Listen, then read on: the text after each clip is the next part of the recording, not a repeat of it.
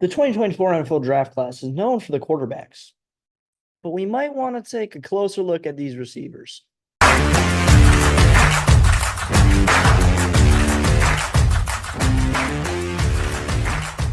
What is going on, everybody? Welcome back to the locker room. I'm your host, Landon Mitchelson. As today we are going to continue our NFL draft rankings as we are moving on to the outside. We were in the backfield these past two episodes talking about the quarterbacks and running backs. Make sure you guys go check out those videos. But now we are moving outside to the wide receiver position. Man, what a class this is. This could be, as far as potential, the best wide receiver class of all time. It has so many dynamic players, not just catching the ball, but also with the ball in their hands, which is really exciting about it, as that's what we're going to be talking about today. And I put up a poll, I think it was on Saturday, and asking if you guys wanted wide receivers and tight ends together. They're going to be getting two separate episodes, so we'll have tight ends next week, and then we'll move on to the offensive line, and then we will continue with the defense. So yeah, today we're going to be talking about the receivers. I have 10 of them to talk about today, so let's get right into it. And coming in at number 10, we have Florida's Ricky Pearsall. Trust me, I'm not a fanboy. I think Ricky Pearsall is actually a very solid receiver. And this guy's hands is the main reason I think that. You see that picture right there? Yeah, he caught that ball. Ricky Pearsall's hands, it's up there, might be top 4 in the draft. I mean, it is up there with Marvin Harrison and Malik Neighbors and all those guys. His hands are incredible. He's very good. He's a solid route runner, I would say. I wouldn't say he's great at it. He's not necessarily a guy who's going to change the game for you, but if you need a wide receiver 2, wide receiver 3, who on third down, fourth down, you need him to come up and make a play, Ricky Pearsall is your guy because he's just not going to drop the ball. He's not going to make those bonehead mistakes. He's not going to miss an assignment. He's very smart. He's one of those guys where you're always going to be able to trust him, and that's going to be key. But the only thing is that brings him down from other guys is he doesn't have that game-changing ability like some of these other guys above him have. He's not going to take the ball in his hands and take it 80 yards to the house. He's not going to change the game in ways that other guys above on the list might do, which is why he's lower. But great hands. He's solid at everything. He's okay at everything. He's not bad at anything. He's just not great at everything. The only thing that he's great at, I'd say, is his jump ball ability and his ability to catch the ball. So just because he's not as dynamic as the other guys is why we can't put him higher. But overall, good receiver if you need someone who's going to be really reliable in the pass game. Ricky Pearsall.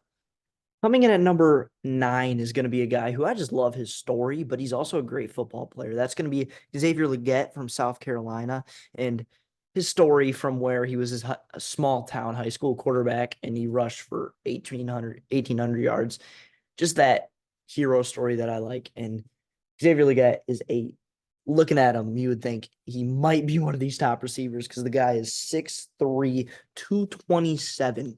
He is huge and he is very fast for his size. I forgot what he ran at the combine, but he was very quick, similar to that DK Metcalf type build with his speed. Very athletic. He can do stuff with the ball in his hands. Very quick movement, stuff like that. His hands, I would say, are really good as well. He's also a guy who's going to be able to go up and get the ball for you, as he can not only get higher jump than people with his height, excuse me, but he's also going to be able to outstrength them because he's a big dude who is going to be able to make those plays. But what the issues that I have with him is actually going to be him and Ricky Pearsall. To me, they're kind of opposites. You have Ricky Pearsall on one hand, who's going to be the guy who's all reliable and he's going to make the plays that need to be made, but not make the plays that change the game. Then you have Xavier Legette, who is going to be a guy who can take the ball 80 yards to the house, make a huge 50-yard catch one-handed, but he's going to be also the guy who's going to struggle in times because his route running is not great. It's not bad, but it's not great. His blocking needs to improve. And then also his ball carrying. He's not necessarily fantastic with the ball in his hand and as far as knowing where to go and finding the open hole, but he has the physical attributes to do that. So he's going to be the high risk, high reward guy where Ricky Pearsall has the low floor or the high floor, excuse me. So he's going to be that guy who can make an amazing play, but then make the bonehead mistake to where Ricky Pearsall is going to have that high floor and not make those mistakes, but he's not going to change the game. So he has that game changer element, but I don't think that his floor is one of the lower in the wide receiver class. So Xavier Legette, I have at number 9. Coming in number 8, I'm going to have Jalen Polk out of Washington. And this is a guy who kind of surprised me because when I watched Rome Odunze's film, I thought that my eyes would be stuck on Rome Odunze. It's not a knock on Rome Odunze, by the way. But when I watched his film, I thought my eyes would be stuck on Rome Odunze. But Jalen Polk was catching my eye because he just looks so natural as a wide receiver. He looks so fluid, looks so calm when he's running his routes that it caught my eye, and he's a playmaker. I mean, that's what he is. He just looks so natural. He's got good hands. He can make plays. He's very good with the ball. When he gets the ball in his hands, I mean, that play against Texas was phenomenal. He's going to be not necessarily the level that Legette has, but he definitely has that game changer potential to do that type of stuff. Because even when I wasn't watching him, when I was specifically watching film for Odunze, he caught my eye. So he's so natural, but the only issues that I have with him is he's not great in the jump ball ability. I think that he has the ability to get up there, but I just don't think he has the strength to be able to muscle up and get the ball. I think his strength is a little underwhelming to me, but he is great. Great after the catch. As I said before, I think he's really good at that. He makes very quick movements. He knows where to go when he has the football in his hands, which a lot of guys in this class do excel when they get the ball in their hands, which is kind of interesting. But then another big negative that I have, and I think it might be my biggest one, is that he struggles heavily against press. When he's running a fade against press, that corner's always on his hip when he gets jammed inside very easily. And that I think that comes back into the strength factor. He really struggles in getting off press coverage. And I think that in the NFL, that's going to be a problem because a lot of DCs are going to recognize that. And what they're going to do is they're just going to run press because if he can't get off it, then why not keep running it? I mean, it's going to be something that he needs to improve on at the NFL level. And it's one of those things where if it's not working in college, it's likely not going to get better in the NFL and likely not improve at all. It's likely just going to get worse. So really needs to fix his ability to beat press coverage, and that also comes with his release. So improving the release and getting off press coverage is the big key thing, and maybe putting on a few pounds of muscle for Jalen Polk. But overall, very natural receiver who is going to make plays if you get the ball in his hands. So Jalen Polk at number 8. Coming in at number 7, and this is a guy who, man, if you get the ball in his hands, he can do something dangerous. That's going to be Malachi Corey out of Western Kentucky. This guy, I'm telling you, after the catch, I mean, there's a level to where you're good after the catch, and then there's a huge jump, and then there's Malachi Corey in this receiving class. I don't care what you guys say about Malik Neighbors. I think Malachi Corey is by far the best as far as after the catch. I mean, this guy is a physical runner. He's a quick runner, and he's going to do everything he can to get that first down. Those are 3 things. He has the will, the power, and the elusiveness. He is fantastic after the catch. I mean, and then his size isn't great, but let me explain. He's 5'11", shorter side for a receiver, but then he makes up for it in his weight. He's 210, so he's going to be able to run over some guys. He's not necessarily going to have the height to get the jump ball, but if he can maybe outweigh the man and outpower him to get the jump ball. But as far as after the catch, Malachi Corey's on another level. The issue that I have with Malachi Corey is there's 2 things. He's average at every other thing that a wide receiver needs to be good at as far as his route running, his blocking, or actually, he's actually a very good blocker, excuse me there, but because he's physical, he's a willing blocker. That's going to be a common theme. If you're a willing blocker, you're a good blocker. So he's very average at everything else. He's an average route runner. I'm going to talk about his hands in a second, but he's average at everything at the receiver position. But if, like you said, if you get the ball in his hands, you have a very good chance to have a good play. But average at everything else. And then my biggest thing with him is his hands.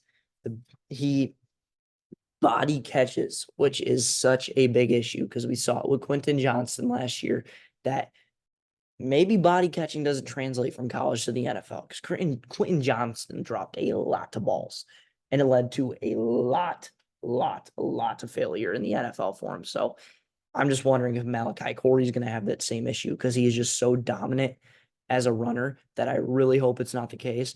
But if he can maybe figure out a way to improve these hands, he's going to have a hell of a career in the NFL.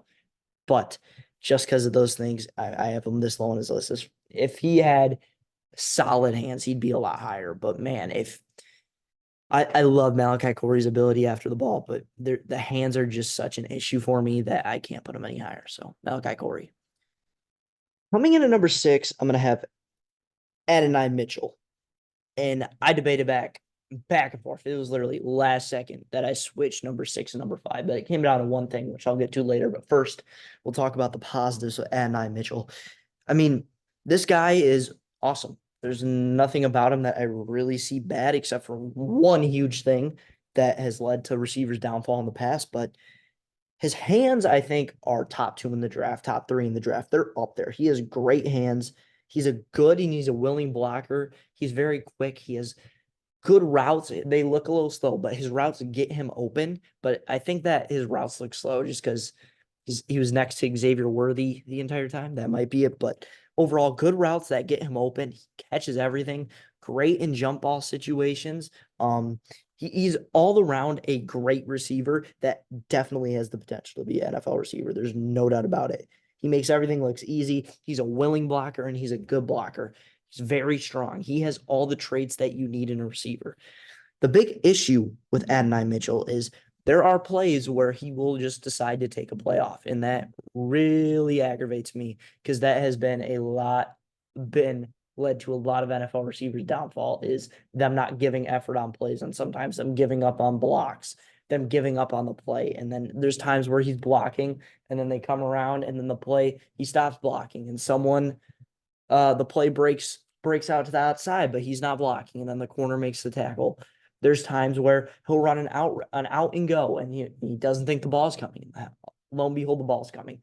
There's just so many times where that stuff happens, and it really frustrates me because this guy has all the potential in the world to be a great receiver, all the potential in the world to be a great receiver, but the effort and the attitude it's not there, and it needs to improve because I'm going to be so sad because I love this guy's talent. But if he cannot get the attitude and effort together, it's just not going to work in the NFL, and it's going to be a sad day because I think that he has all the talent in the world to be able to make the NFL, to be a NFL star. And I really hope it happens. I hope it improves. But Adonai Mitchell at number 6.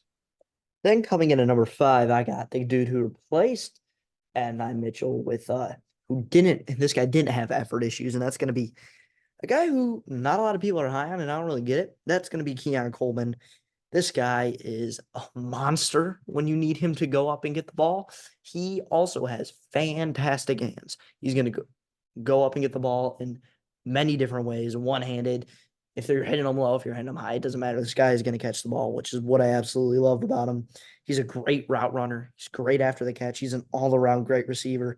The only thing is he's just not the most athletic, and it's similar to his teammate Johnny Wilson, who's not on this list, but similar to him, who they're not the most athletic guys. They're not the fastest guys, but you need them to go get the ball. They're going to go get the ball. And the thing that Keon Coleman has that Johnny Wilson doesn't is that I feel Keon Coleman is a lot better route runner. He's a lot more effective with the ball in his hand, though he is not as fast. But Keon Coleman, fantastic, can go get you the ball when you need it. A true jump ball receiver. He's just not going to be a guy who is going to have killer speed to really separate a defense. But if you need the guy to catch the ball, make a play, need a one-on-one jump ball, Keon Coleman's your guy. So if you need someone like that, go and get Keon Coleman.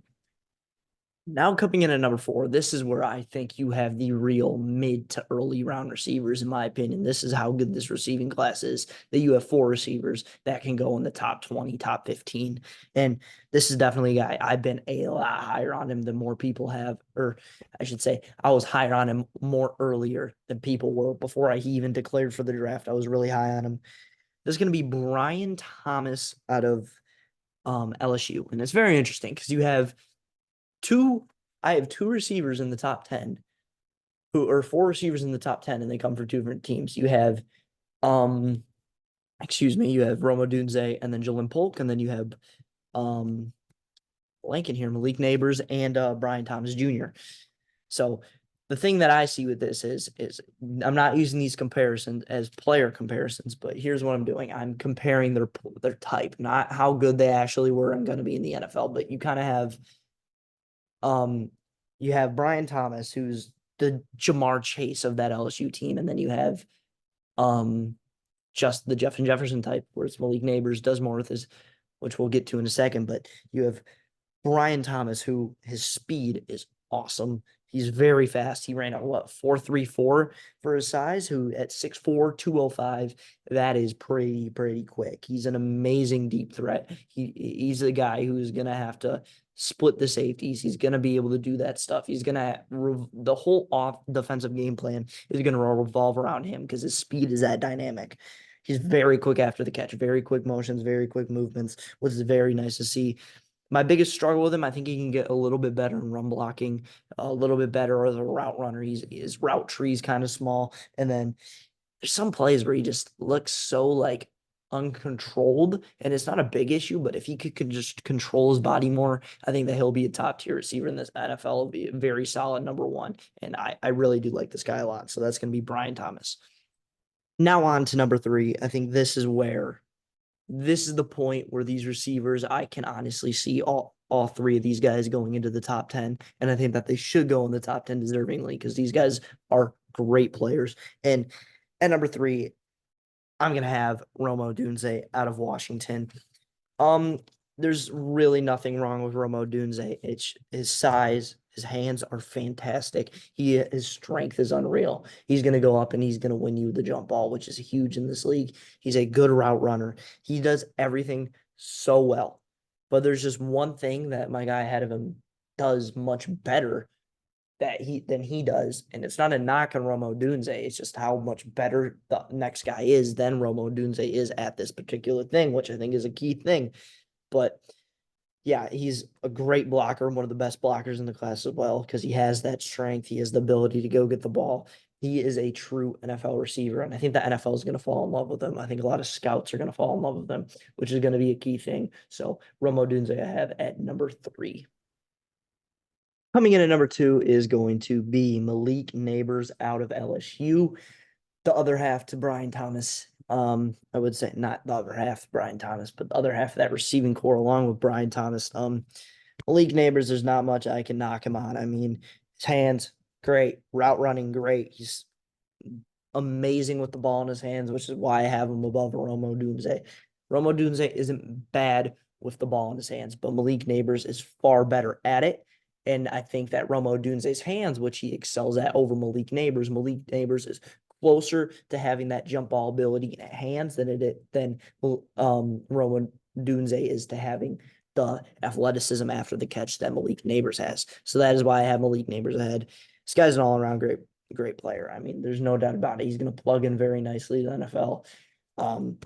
There's not much to say. The only thing I can knack him on is his height, but I feel like he makes up for it in his weight as he then lays in at 205, 6 feet tall. Blocking can be a little bit of an issue. I think that he's a willing blocker, so that's going to help him. He'll be able to engage more and he'll be able to learn better because he actually does care about blocking, unlike some guys in this class. But great with the ball in his hands. He's got to get the ball in his hands, and that's going to be a very easy thing to do as he can get open, has good hands, and he was a stud at LSU this year, and I think that's going to translate very nicely to the NFL level. I mean, and coming in at number one, I mean, is there anyone else that people would have at number one in this amazing class? I mean, really, I mean, it's got to be Marvin Harrison Jr. This guy is awesome. He's not the quickest. That's one thing I'll say. He's not the fastest in the draft, but he's not slow by any means. He has the best release by far in the draft. He has the best route running, I believe, in the draft. His hands are great. I don't think I have seen him drop the ball. He's good after the catch. The only thing that I think I can knock him on a tiny bit with his yards after the catch is his ability to break a tackle. Going low will bring him down sometimes, but it's not bad by any means. And then he's going to go up and get the ball. He's a big guy. His size is great, 6'4", 205, a little bit on the lighter side with the weight, but he can go up and get the ball. I mean, there's no issue as far as the strength. The only issue that I see when it comes to the strength is going to be his blocking, and that's just because I don't see him as a willing blocker sometimes, so I really just want him to focus on that, but he he's lived up to the expectations every year he's been in college, and he's had pretty high expectations, and the tape does not lie about it either. So Marvin Harrison Jr. is the best wide receiver prospect in the 2024 NFL draft. Thank you guys for watching our 2024 NFL draft rankings for the wide receiver position. This is an absolutely stat class. Going to be very exciting to see where all these guys go. Make sure you like, subscribe, comment, do all that nonsense. Then make sure you go watch our previous videos in the backfield with the quarterbacks and the running backs. Have some pretty hot takes there. Make sure you go check that out. Also, make sure you go check out my cousin over at the WMP podcast, as they do all their rankings for the 2024 class as well. So with that being said, I'll see you guys next time.